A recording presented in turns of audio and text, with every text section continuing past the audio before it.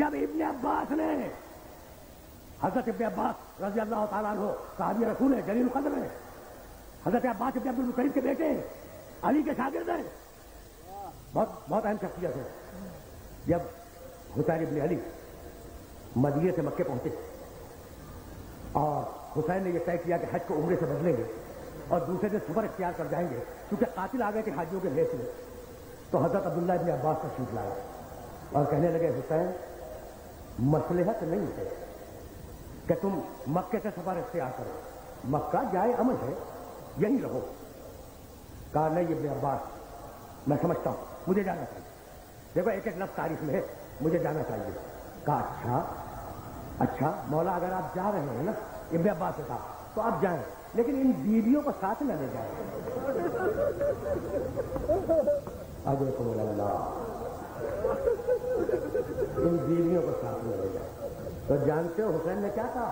قد شاء اللہ ان یراہن سوایا، میں کیا کروں کہ اللہ کی مشیت میں یہ بات طے ہو چکی ہے کہ ان کے سروں سے چادریں کھل جائیں، ان کے ہاتھ پسے گردن سے بن جائیں، یہ دیار بدیار پھرائی جائیں. اجرکم اللہ. بس دو چار جملے سنو اور مجھے اجازت دے دو. اس لیے کہ اب واقعاً وقت نہیں رہا لیکن جی چاہ رہا ہے کہ میں اپنے سننے والوں تک کچھ پہنچا دوں. اور اس کے بعد حسین نے کہا کہ دیکھو جو لوگ میری نصرت کریں گے نا وہ بھی مقدر ہے، وہ بھی طے ہے کہ کون مدد کرے گا کون مدد نہیں کرے گا. اور ہمارے مقاتل میں نام موجود ہے، علماء اسلام نے نام نہیں لکھے لیکن یہ جملہ لکھا ہے کہ حسین نے ابن عباس سے کہا تھا کہ علم الہی میں میرے نصرت کرنے والوں کے نام مقدر ہو چکے ہیں. اور ہمارے مقصد نے لکھا کہ نام لیا، اس میں مسلم ابن اوسجا ہوگا، اس میں عابد ابن شبیب شاکری ہوگا، اس میں زہیر قین ہوگا، اس میں حر ابن یزید ریاحی ہوگا، اس میں حبیب ابن مظاہر اسدی ہوگا. دیکھے ہو نا، یہ نام بتائے ہیں کہ جو لوگ میری نصرت میں کام آئیں گے وہ کون لوگ ہیں. اب میں کیسے یاد کروں کہ ادھر حسین کربلا میں پہنچے، میں سننا جملہ سننا، اور ادھر حبیب ابن مظاہر. حبیب کو جانتے ہو نا، میرے نبی کا صحابی ہے، اس کا باپ بھی میرے نبی کا صحابی تھا، ہے نا. حبیب ابن مظاہر اسدی. حبیب بڑے جلیل القدر تھے،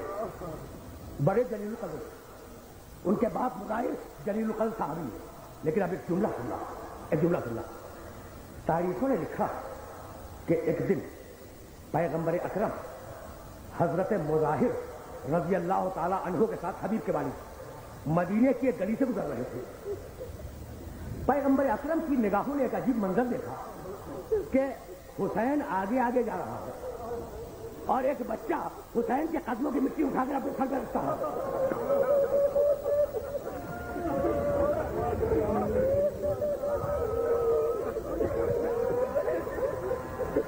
رسول نے دیکھا ایک مرتبہ اس منظر کو دیکھنے کے بعد مظاہر کی صورت دیکھی، حبیب کے والد کی مظاہر کی صورت دیکھی اور 2 مرتبہ فرمایا رحم اللہ حبیباً رحم اللہ حبیبا. یہ ہے حبیب ابن مظاہر، سمجھ گئے؟ یہ ہے حبیب ابن مظاہر اسدی. ایک دکان پہ کھڑے ہوئے، میں 2 جملے سنو اور مجھے اجازت دے.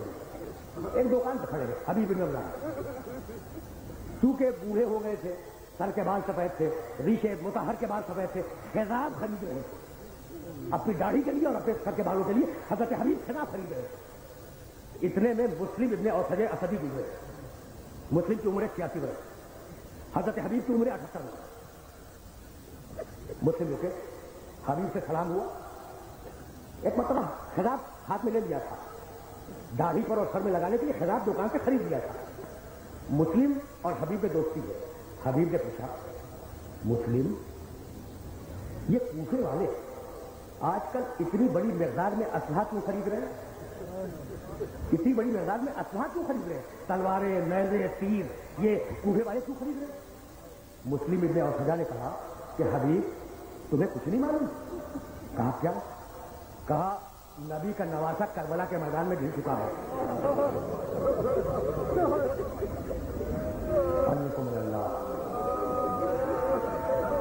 نبی کا نواسا کربلا کے میدان میں گھر چکا ہے اور یہ ساری تیاری حسین کو قتل کرنے کی ہو رہی ہے.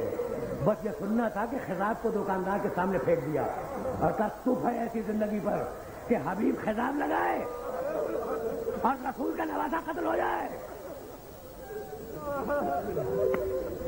یہ کہہ کر گھر میں آئے, رو چکے. میرے دوستوں, نوجوانوں, بزرگوں, جانتے ہو نا کہ میں طویل مصائب پڑھنے کا عادی نہیں ہوں, تو بس اب جملے سنو اور ان جملوں کو اپنے ذہن میں رکھ لینا. حبیب یہ کہہ کر گھر میں آئے. ادھر کربلا کے میدان میں بہن نے بھائی سے پوچھا کہ بھیا کیا ٹھہری؟ کہا بہن جنگ کی ٹھہری. کہا بھائی آپ نے اپنے ساتھیوں کو آزما لیا ہے؟ کہا کہ ہاں بہن بڑے معتبر ساتھی ہیں. کہا بھیا اگر کوئی ساتھی اور رہ گیا ہو تو اسے خط لکھ کے بلا لے. یہ سننا تھا کہ حسین ابن علی نے خط لکھا, بسم اللہ الرحمن الرحیم من حسین ابن علی الى حبیب ابن مظاہر الاسدی. یہ خط ہے حسین ابن علی کی طرف سے حبیب ابن مظاہر الاسدی کے نام. حبیب تم تو ہمارے پرانے دوست ہو نا, خط کا ترجمہ کر رہا ہوں میں. حبیب تم تو ہمارے پرانے دوست ہو نا, اور حبیب تمہیں تو معلوم ہے نا کہ رسول سے ہماری کیا رشتہ داری ہے. رسول سے ہماری کیا رشتہ داری ہے. تو حبیب اگر مدد کر سکو تو آ جاؤ. وقت والسلام حسین ابن علی. شہزادی بیٹھی ہوئی تھی, کہنے لگی بھیا ایک جملہ اور لکھ دو کہ تمہیں فاطمہ کی بیٹی سلام کہتی ہے.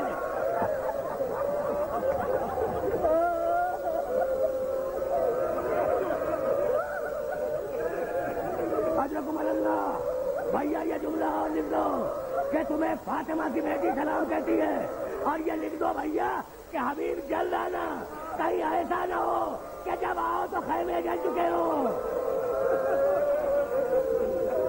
اجرکم اللہ, اجرکم اللہ. آپ نے گریہ کیا, آپ نے گریہ کیا. مجلس تمام ہو گئی. اب میں بیان نہیں کروں گا. خط ملا, گھوڑے پہ سوار ہوئے, غلام کو گھوڑا دے کے کہا کہ تو چپکے سے شہر کوفہ چلا جا اور میں کسی دوسرے راستے سے گھوڑے پہ آؤں گا. پہنچے, شہید ہوئے. آپ نے گریہ کیا, مجلس تمام ہو گئی, تمام ہو گئی. اب میں مقصد بیان نہیں کروں گا, حبیب کی شہادت بیان نہیں کروں گا. ایک جملہ سنو اور مجھے اجازت دے دو. جب لوٹا ہوا قافلہ 11 محرم کو کوفے کے بازار میں داخل ہوا تو شہیدوں کے ساتھ لوگ نیزہ پہ تھے.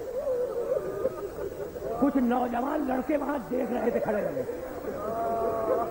بس یہ آخری جملہ ہے, آخری جملہ ہے. بھائی سنو اور اس جملے کی قدر کرنا.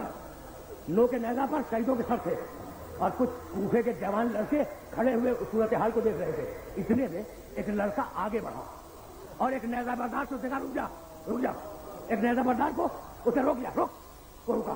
کہا یہ بتلا یہ سر کس کا ہے, یہ سر کس کا ہے. کہا تم سے کیا مطلب. نیزہ بردار سے پوچھا یہ سر کس کا ہے. اس نے کہا تم سے کیا مطلب. کہا مجھ سے کہہ رہا کہ کیا مطلب. ارے میرا بابا حبیب, میرا بابا حبیب کربلا میں حسین کی مدد کرنے کے لیے گیا تھا. کہا کہ یہ حبیب کا سر ہے, یہ حبیب کا سر ہے. کہا دے دے مجھے. کہا تجھے نہیں دوں گا. ایک مرتبہ نوجوانوں نے تلواریں نکالی اور کہا جن کے بیٹے زندہ ہوں ان کے سر دربار میں نہیں جا سکتے. سید سجاد نے حسین کے سر کو دیکھا. بابا